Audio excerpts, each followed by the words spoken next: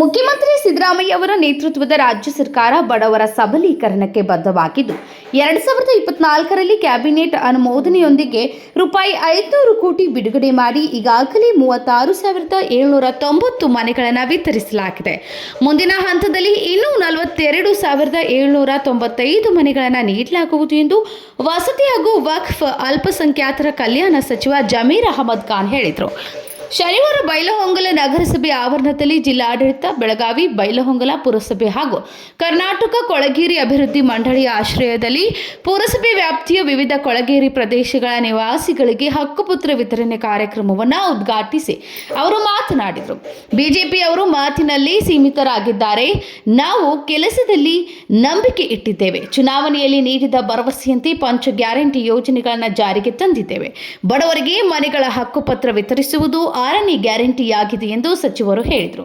ಬರುವ ಜನವರಿ ತಿಂಗಳುಗಳಲ್ಲಿ ಹುಬ್ಬಳ್ಳಿಯಲ್ಲಿ ಬೃಹತ್ ಕಾರ್ಯಕ್ರಮ ಆಯೋಜಿಸಿ ಬಾಕಿ ಉಳಿದ 42,795 ಮನೆಗಳನ್ನು ವಿತರಿಸಲಾಗುವುದು ಎಂದು ತಿಳಿಸಿದರು. ಬಿಜೆಪಿ ಹಾಗೂ ಜೆಡಿಎಸ್ ಆಡಳಿತದಲ್ಲಿದ್ದಾಗ ಗ್ಯಾರಂಟಿ ಯೋಜನೆಗಳೇ ಇರಲಿಲ್ಲ, ಬಡವರ ಬಗ್ಗೆ ಕಾಳಜಿ ತೋರಿಸಲಿಲ್ಲ, ಮನೆ ನೀಡುವಲ್ಲಿ ವಿಫಲರಾದರು ಎಂದು ಟೀಕಿಸಿದ ಅವರು, ಹಿಂದೂ ಮುಸ್ಲಿಂ ಭೇದದ ರಾಜಕಾರಣ ಬಿಟ್ಟು ಜನರ ಜೀವನ ಸುಧಾರಣೆಯತ್ತ ಗಮನ ಹರಿಸಬೇಕು ಎಂದರು. ಜಾತಿ ಧರ್ಮದ ಹೆಸರಿನಲ್ಲಿ ಸಮಾಜದಲ್ಲಿ ವಿಭಜನೆ ಉಂಟು ಮಾಡುವವರಿಗೆ ಜನರು ಮತ ನೀಡಬಾರದು ಎಂದು ಕರೆ ನೀಡಿದರು. ಶಾಸಕ ಮಹಂತೇಶ್ ಕೌಜಲ್ಗಿ ಕಳೆದ 30ರಿಂದ 40 ವರ್ಷಗಳಿಂದ ಕೊಳಗೇರಿ ನಿವಾಸಿಗಳು ಹಕ್ಕುಪತ್ರಕ್ಕಾಗಿ ಹೋರಾಟ ನಡೆಸುತ್ತಿದ್ದರು.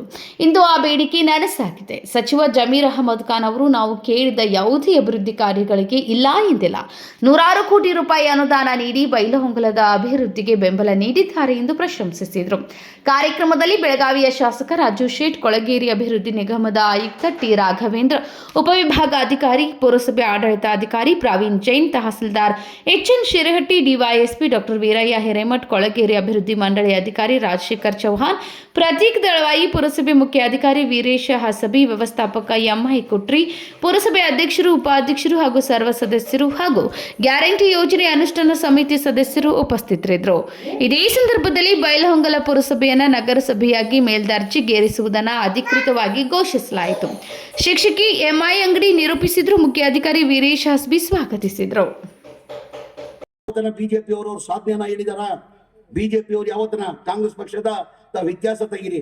ಯಾವ ಚುನಾವಣೆ ಬರ್ತದೆ, ಜನಗಳು ಮುಂದೆ ಹೋದ್ರೆ ನಾವು ನಮ್ಮ ಸಾಧನೆಯನ್ನ ತೋರಿಸಿ ನಮ್ಮ ಮತ ಕೇಳ್ತೀವಿ. ನಮ್ಮ ಹಿಂದಿನ ಸರ್ಕಾರದಲ್ಲಿ ಸಿದ್ದರಾಮಯ್ಯ ಅವರು ಮುಖ್ಯಮಂತ್ರಿ ಇದ್ರು, ಇಂಥ ಭಾಗ್ಯಗಳು ಕೊಟ್ಟರು, ಮುಂದೆ ನಮ್ಮ ಸರ್ಕಾರ ಬಂದರೆ ಇಂಥ ಕಾರ್ಯಕ್ರಮನ ಕೊಡ್ತೀವಿ ಅಂತ ಹೇಳ್ಬಿಟ್ಟು ನಮ್ಮ ಸಾಧನೆಯನ್ನ ತೋರಿಸಿ ನಮ್ಮ ಮತ ಕೇಳ್ತೀವಿ. ಯಾವತ್ತನ ಬಿಜೆಪಿಯವರು ಸಾಧನೆ ತೋರಿಸಿದಾರೇನ್ರಿ? ಯಾವತ್ತನ ಒಂದಿನ ಸಾಧನೆ ಬರೀ ಹಿಂದೂ ಮುಸಲ್ಮಾನ್ ಅವ್ರು ಯಾವ ಹಿಂದೂನು ಬೇಕಾಗಿಲ್ಲ, ಯಾವ ಮುಸಲ್ಮಾನು ಬೇಕಾಗಿಲ್ಲ. ಅವ್ರು ಬೇಕಾಗಿರೋದು ಅಧಿಕಾರ. ಅಲ್ಪಸಂಖ್ಯಾತರು ಬಹಳ ಜನ ಹಿರಿಯವರು ಗುರುಗಳು ಕೂತಿದ್ದಾರೆ. ನಮ್ಮ ಇಸ್ಲಾಂ ಧರ್ಮದಲ್ಲೂ ನಮಗೆ ಜಾತಿ ಭೇದ ಮಾಡಿ ಅಂತ ಹೇಳ್ಕೊಟ್ಟಿಲ್ಲ. ನಮಗೆ ಇಸ್ಲಾಂ ಧರ್ಮದಲ್ಲಿ ನಮಗೆ ಜಾತಿ ಭೇದ ಮಾಡಿ ಅಂತ ಹೇಳ್ಕೊಟ್ಟಿಲ್ಲ. ಮಜಹಬ್ ನಹೀ ಸಿಖಾತಾ आपस में बैर रखना, हिंदी है हम, हिंदुस्तान हमारा, सारे जहां से अच्छा हिंदुस्तान हमारा. ನಮ್ಮ ಇಸ್ಲಾಂ ಧರ್ಮ ಇದು ಹೇಳ್ಕೊಟ್ಟಿರೋದು ಅಂತೇಳಿ ಜಾತಿ ಭೇದ ಮಾಡಿ ಅಂತ ಎಂದು ಹೇಳ್ಕೊಟ್ಟಿಲ್ಲ. ಬಹಳ ಒಂದು ಅತ್ಯಂತ ಸಂತೋಷವಾದಂತಹ ಸಂದರ್ಭ ಅಂತ ಹೇಳಿದ್ರೆ ತಪ್ಪಾಗ್ಲಿಕ್ಕಿಲ್ಲ.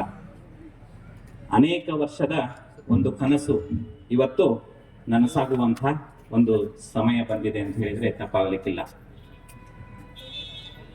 ಸನ್ಮಾನ್ಯ ಸಿದ್ದರಾಮಯ್ಯನವರ ಒಂದು ನೇತೃತ್ವದಲ್ಲಿರುವಂತಹ ಸರ್ಕಾರ, ವಿಶೇಷವಾಗಿ ಸಚಿವರಲ್ಲಿ ಅತ್ಯಂತ ಕ್ರಿಯಾಶೀಲ ಸಚಿವರಂತ ಸನ್ಮಾನ್ಯ ಜಮೀರ್ ಅಹಮದ್ ಅವರು, ಅವರ ಒಂದು ಸಹಯೋಗದೊಂದಿಗೆ ಇವತ್ತು ನಮ್ಮ ಬೈಲಹೊಂಗಲನಲ್ಲಿ ಸುಮಾರು ವರ್ಷ 30ರಿಂದ 40-50 ವರ್ಷದ ಒಂದು ಬೇಡಿಕೆ ಇವತ್ತು ಈಡೇರಿಕೆ ಆಗ್ತಾ ಇದೆ ಅಂತ ಹೇಳಿ ಒಂದು ಅತ್ಯಂತ ಸಂತೋಷದಿಂದ ಇವತ್ತು ಹೆಮ್ಮೆಯಿಂದ ನಾನಿವತ್ತು ಹೇಳಬಯಸ್ತಾ ಇದ್ದೇನೆ. ಬಹಳ ದಿವಸದಿಂದ ಇವತ್ತು ಹಕ್ಕುಪತ್ರವನ್ನ ಕೊಡಬೇಕು ಅಂತ ಹೇಳಿ ಅನೇಕ ರೀತಿಯಂತ ಹೋರಾಟನೂ ಆಗಿದ್ದು, ಇವತ್ತು ನಾವು ಹಕ್ಕುಪತ್ರ ಕೊಡ್ತೀವಿ ಅಂತ ಹೇಳಿದ್ರೆ ಕೆಲವು ಜನರಿಗೆ ವಿಶ್ವಾಸನೂ ಇರಲಿಲ್ಲ, ಹಕ್ಕುಪತ್ರ ಕೊಡೋದಿಲ್ಲ ಅಂತ ಹೇಳಿ. ಆದ್ರೆ ಇವತ್ತು ಕಾಂಗ್ರೆಸ್ ಸರ್ಕಾರ ನಾವು ಯಾವಾಗಲೂ ಸಹಿತ ಬಡವರ ಪರವಾಗಿ ನಾವು ಯಾವ ಮಾತನ್ನ ಕೊಟ್ಟಿರ್ತೀವಲ್ಲ ಅದನ್ನ ನೆರವೇರಿಸುವಂತ ಒಂದು ಕೆಲಸವನ್ನ ಇವತ್ತು ಯಾವಾಗಲೂ ಮಾಡ್ಕೊಂತ ಬಂದಿದ್ದೀವಿ.